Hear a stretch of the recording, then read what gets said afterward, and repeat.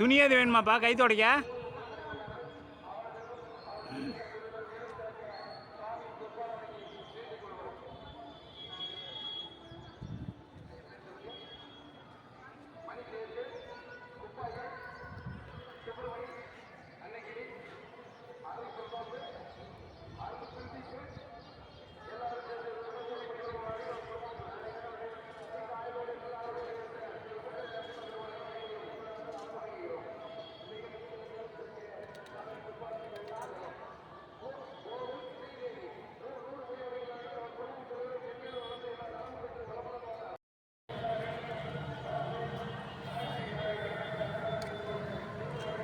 Called ஒரு செடி இதுப்பா.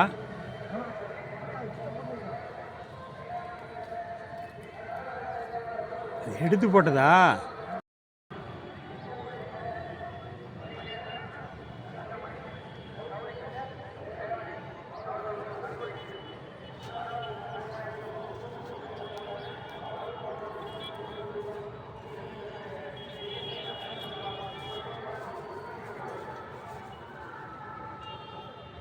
ஏப்பா காசு எது கையில் அல்ற?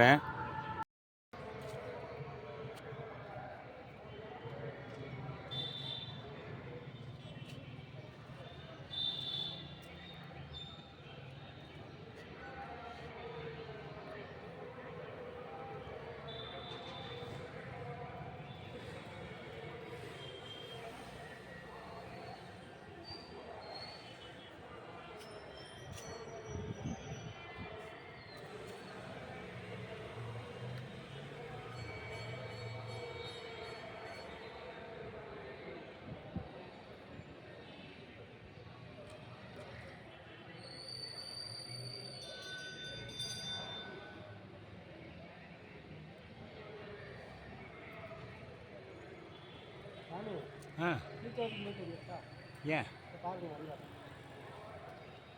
ஏன்னா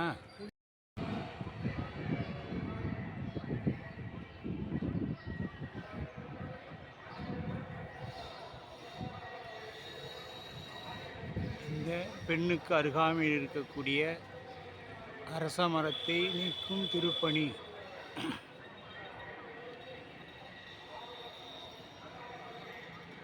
நீக்கிவிட்டு அதற்கு மீண்டும் வாராது இருக்க மருந்து வைக்கும் திருப்பணியை காட்டூர் குமார் ஐயா அவர்கள் திருவருளினால் துணை நிற்க திருப்பணியானது நடைபெற்று கொண்டுள்ளது. 1000 கோயில்கள் அமைத்து விடலாம். ஆனால் இது போன்ற ஆலயங்களை பாதுகாக்கக்கூடிய திருப்பணி என்பது பல ஆலயங்கள் கட்டக்கூடிய சிவபுண்ணியத்திற்கு ஈடானதாக போற்றப்படுகிறது.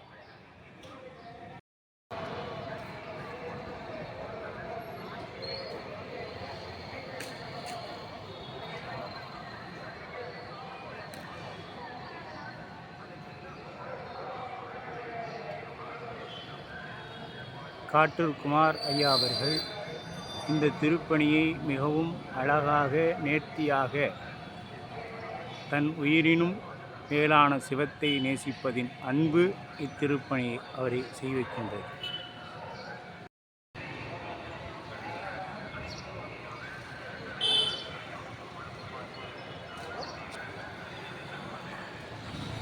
இதுபோன்ற அடியார்கள் இருக்கும் வரை சைவத்தையோ நம் சமயத்தையோ யாராலும் எதுவும் செய்ய இயலாது என்பதற்கு இவையெல்லாம் ஒரு சான்றாக அமையப்பட்டிருக்கிறது. நாட்டார்க்கும் இறைவாகும் மானே நெஞ்சுண்டா நிலண்டா. ஏப்பா என்ன வேணும்?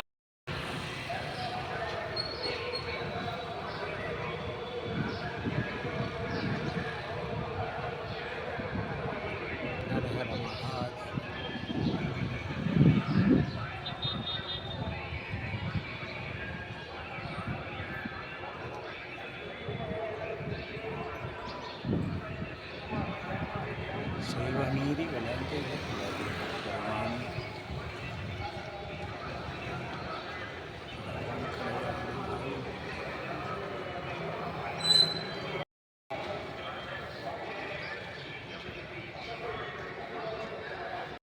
காட்டூர் குமார் ஐயா அவர்கள் திருவடிகளையும், அவர்கள் துணைவியார் ஜோதி அம்மையார் திருவடிகளையும், அவர்கள் குடும்பத்து திருவடிகளையும் மனம் மொழிமைகளாலே போற்றி வணங்குகின்றோம். பெருமான் இது போன்ற இவரை பல பணிகள் செய்வதற்காக ஐயா அவர்களுக்கு ஆரோக்கியத்தையும் நீண்ட ஆயுளையும் கொடுத்து இது போன்ற உயரமான இடங்களில் இருக்கக்கூடிய அனைத்து கோபுரங்களிலும் உள்ள செடிகளை அகற்றும், மரங்களை அகற்றும் பணிக்கு இவர் வெறும் உறுதுணையாக இருக்க அருள் தரும் தேவகிரி அம்மையுடனாகிய நஞ்சுண்டேஸ்வர பெருமான் கருணை செய்ய வேண்டுமா? இந்த நல்ல வேளையிலே பெருமானின் திருவடியை போற்றி வணங்கிக் கொள்கிறோம்.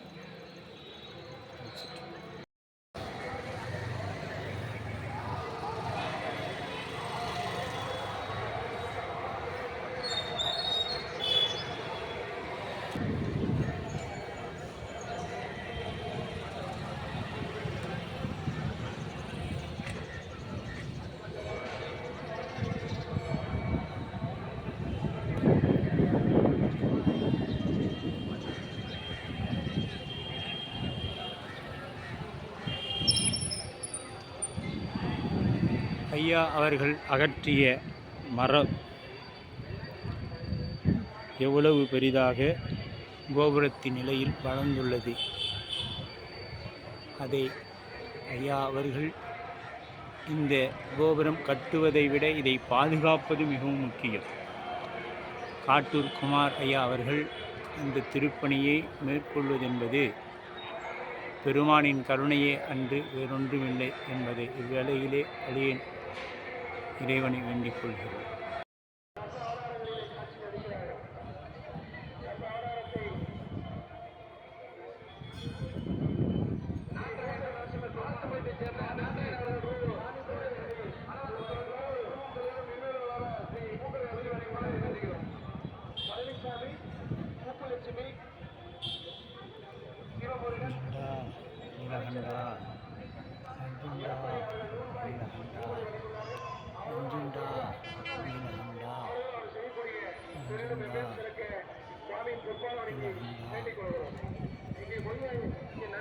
கீழே உன் காலு கீழே பாரு, கீழே கீழே அதுக்கு நேரம் அப்படியே அந்த பக்கம்.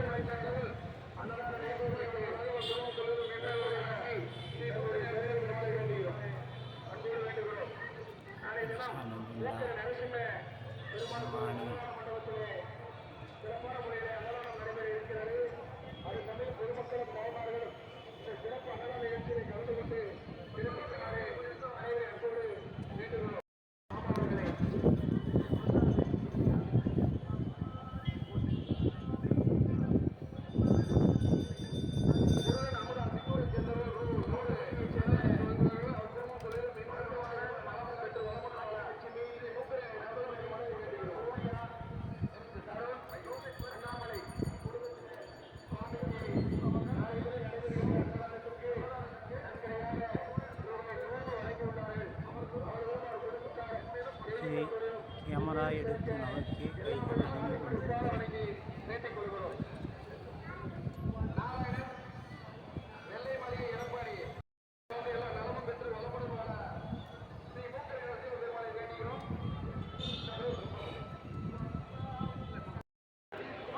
இறைவன் நம்முடைய பஞ்சமல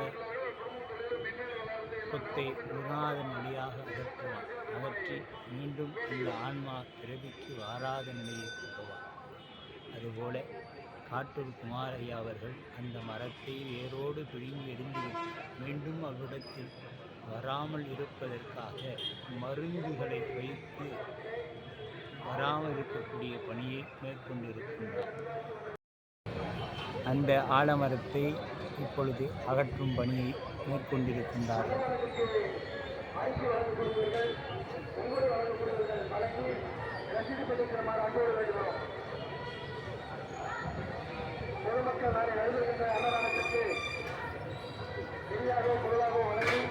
அவர் இந்த உரைப்பு நாவுக்கரசு பெருந்தகை கொடுத்து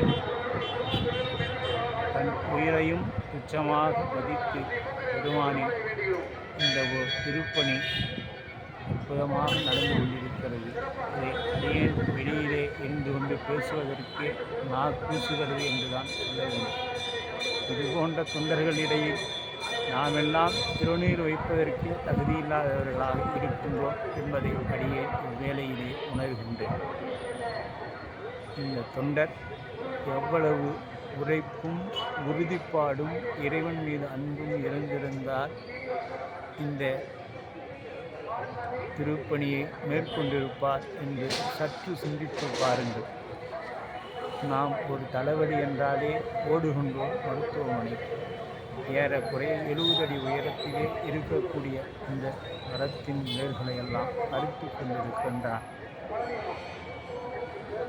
இதை பார்க்கும் பொழுது பெருமான் கருணையை நாம் என்னவென்று சொல்வதென்றே தெரியவில்லை.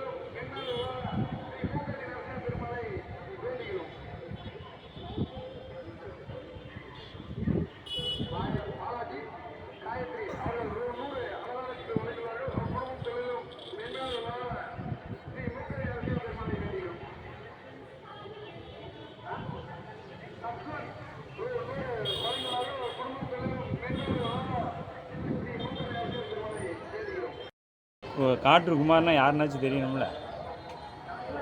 நாளைக்கு ஏதாவது கோபுரம் பண்ணிங்கன்னா கூப்பிடுவாங்க குமார் உன்னை.